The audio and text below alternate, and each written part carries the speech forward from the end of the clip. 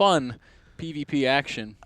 Two phenomenal players who will first be duking it out on GSL Daybreak. It is going to be Evil Genius's HuK versus Seiplo, kind of an unknown. I mean, Yeah. it is one of the many Big Swedes. story. Yeah, one of the many Swedes in this tournament had an incredible path to this tournament where he just ended up knocking out so many good players. Indeed, you are correct. He's had an awesome run, and it's really good seeing a Swede perform well here in the on the home turf. I see you're looking at his results here. 2-0 against Genius. That's how he started off the day. Genius, the original champion of BlizzCon in their first ever inaugural SC2 tournament, a GSL Code S regular.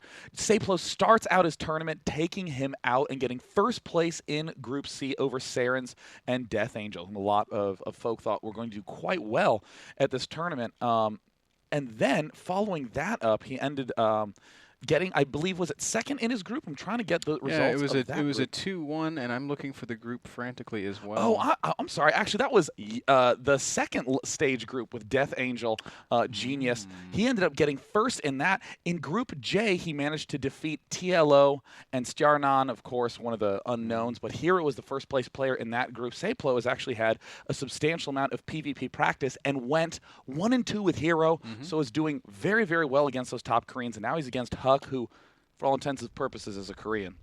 Yes, and for all intents and purposes, is one of the better Protoss players on the planet. Yes, with some excellent PvP. He's beaten all the best PvPers, beating MC at MLG. Yep. One of those MLGs recently. MLG Orlando. Yeah. Okay, cool. And he's just got a really long track record of performing well in PvPs in these international events. Yeah. And I especially love the way that he is going absolutely robo-bonkers.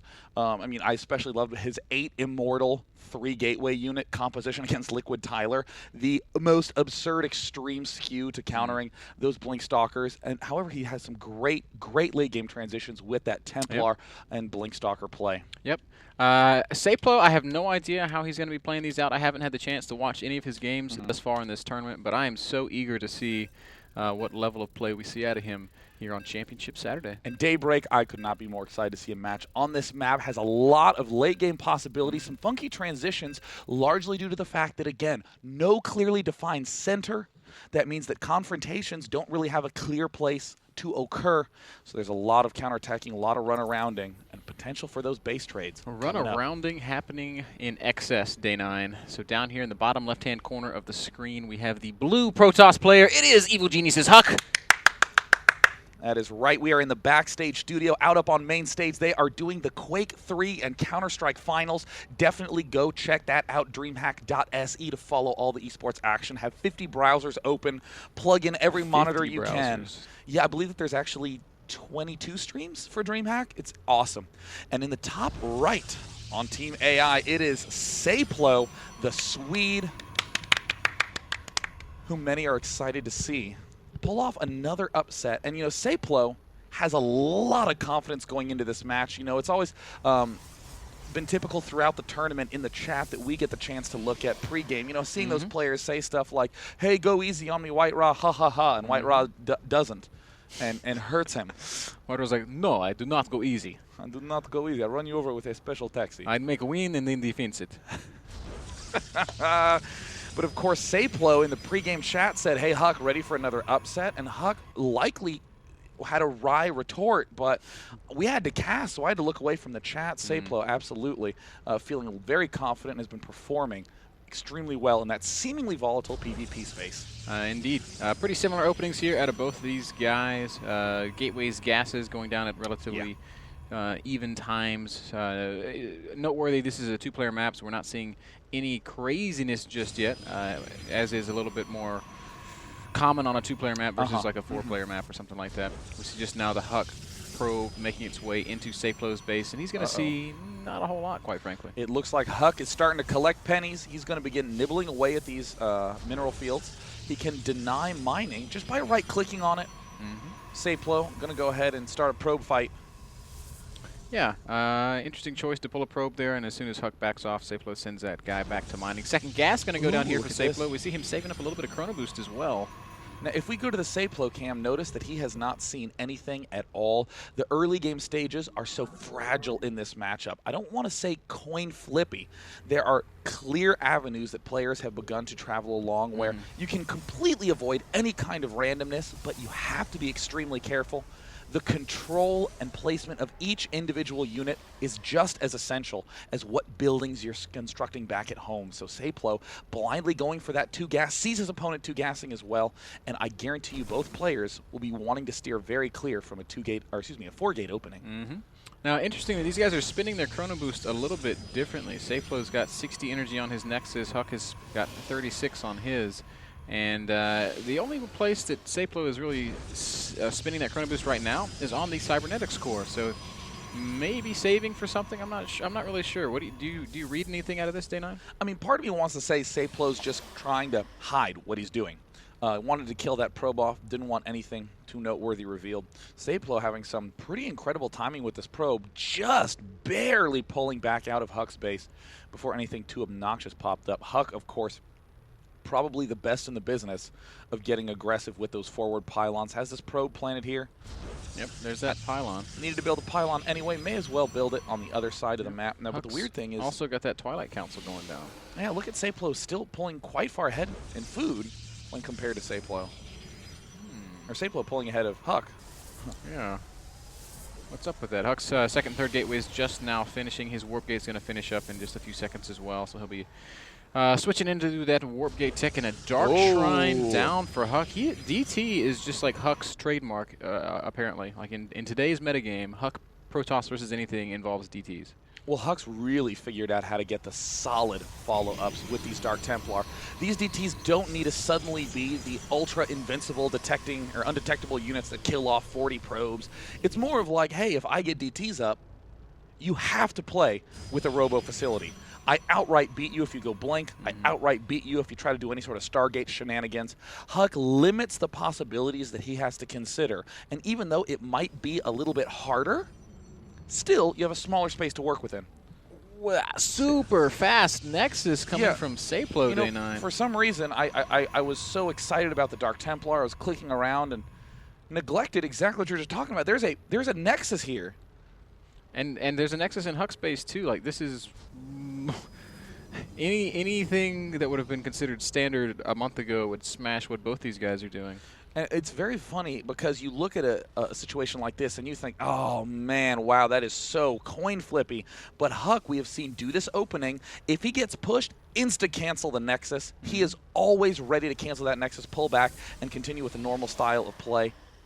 And Seiplo, likewise, has a surprisingly stable follow-up. I mean, the fact that he can hold this watchtower and get a good count on what units are coming up when. So concerned. Seiplo's observer is going to go to his natural. Okay, so he doesn't send it across the map. Look at his timing. Look at that timing, Mr. Bitter. Impeccable. Force fields are... No, those DTs will get away. You know, I don't know what it is about my tongue, but it just goes... You have been in, like, I think it's Thanksgiving, because it's the turkey gobble that I'm hearing out of you, Day9. That is my Native American ancestry. Indeed. 27 probes for HuK, 31 for Seiplo, so Seiplo coming out a little bit ahead economically. Also going to have Blink before HuK, who had the faster Twilight Council, surprisingly. Seiplo just playing kind of a standard opening. What we're going to see Seiplo do is cut production on these gateways, go for more gateways, and keep a very active robotics facility. He needs to get that second observer if he wants to do any spotting whatsoever. HuK, on the other hand, is going to get his extra gateways up. HuK will likely end up popping into a blink play, and I do think that he will delay construction of any sort of Zealot leg speed, instead favoring getting up a good chunk of regular old slow Zealots. We've been seeing him do that quite a bit, but look at this, HuK. Making some more DTs. DTs are incredible DPS units. They do so much damage, and shoot me for using that term DPS. This is not a raid. This is Protoss versus Protoss. They just do a lot of damage, as do Archons. Yeah, he will morph all those DTs into Archons. That's they're very, very beefy units. This thing that sticks out most in my mind about Archons. Yeah. Seiplo's got a pretty good army, though. Stalker with mostly Stalkers with some Immortals mixed in. Oh. I don't think HuK really wants to attack into that. Interestingly, though, HuK can just pop out 5 regular old Zealots. Oh, No HuK. speed, nothing fancy about it. Here come the Archons. Seiplo's got to be really careful. The Archon Zealot composition, so threatening. Those force fields suddenly are absolutely meaningless. Yeah, the proxy pylon by HuK is in a really nice Oh, spot, wow. so he will be able to warp in and set up a bit of flankage here. Oh, but Seiplo manages to get an incredible angle against HuK, who accidentally did a few too many big blasts on those destructible debris, and now HuK is going for the engagement. Seiplo target firing the Archon, but the Zealots rip through so quickly. Seiplo, does manage to throw down some force fields, but the Seiplo. Zealots swinging around to the natural expansion. HuK showing some beautiful tactics. Yep, he's going to get a couple of probe kills here. And look at this. HuK just going to pursue all the way into the natural. Force fields go down on the Archons, and that means they do absolutely nothing. There's some nice blink micro from Seiplo. Immortal taking too much damage. Ooh, Seiplo, you don't want to lose that Immortal. It's just 2 Archons remaining against a lot of Stalkers. No, but it looks like HuK running out of units. The Archons a little bit too slow, will not be able to retreat, and amazingly Seiplo has managed to defend it. But look at HuK throwing down pylons all over Seiplo's base, but I don't know if it's actually going to end up working. I think Seiplo it is might, down to Day9. 21 probes, but the army for HuK, so small. HuK even warping in some DTs up in the main base to continue with the probe murder. 19 workers, 20 workers in total have died now, so that means that Seiplo down to 22 workers against 32 workers. DT does get dealt with. Seiplo really needs to clean up these pylons around his base.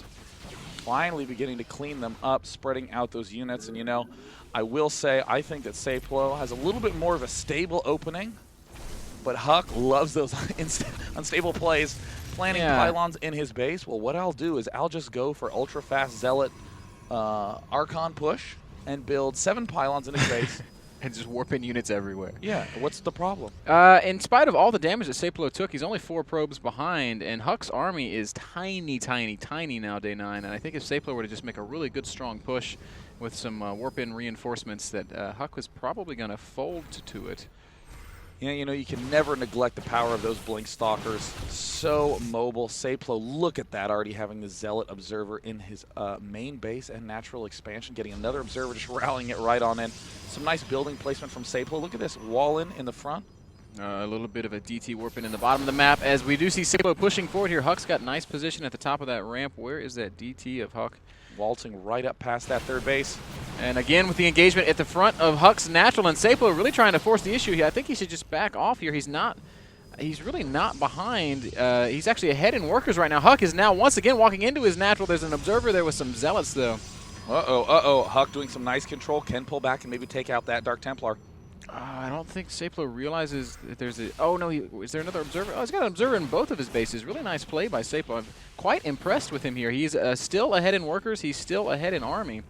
And as long as he plays his cards right and doesn't just get out multitasked, I think he could tie this one up, Sean. You know, that's actually incredible by Seiplo. I'm so impressed at the fact that he was down to a mere 18 probes against HuK's 31, and now it's 40 probes to HuK's 31. HuK, I'm shocked, has not been actually adding on more and more probes. Yeah, it's a good point. But I mean, in that vein, HuK's been spending his money so much. He's just constantly warping in more units. He's managed to muster a really big army, and oh dear. A single money stalker from Seiplo. Yeah, that stalker is a hero. Prompting Seiplo to turn it around, and we are going to see a really large engagement here in the natural of Seiplo. Does HuK want to take this fight? Here comes the Guardian Shield. That's going to be a big advantage to HuK, but Seiplo seemingly has an endless stream of forges. All the Zealots that were spread around Seiplo's base to counter those Dark Templar are now in the battle, taking some massive hits, but managing to deflect those Zealots of Seiplo. And it looks like HuK does try to do a blink forward, but Seiplo has superior numbers and the warp-in advantage. It looks like HuK may have to retreat, and in a shocking turn of events, Seiplo, who narrowly lost to Hero, defeated Genius. Looks like he is rapidly on the way to a 1-0 against HuK. Oh my gosh, he's up to 90 supply against HuK's mere 60. HuK has managed to throw down a Robo, and he's got an Immortal on the way. But Seiplo, he's just so far ahead. He's got a 34 supply lead right now, Sean, and he is closing in on HuK's natural once again. And there's the blink forward, and it looks like Seiplo does find a pair of Zealots. Manages just to hurt him really badly. Yes. He didn't break his heart, but he did shoot him with a giant pair of guns. Stalker is out for Seiplo. Stalker popping out for HuK as well. Seiplo's numbers are quite he doesn't want to take the fight. He's showing HuK a great deal of respect, which I understand. But you can't give him too much room.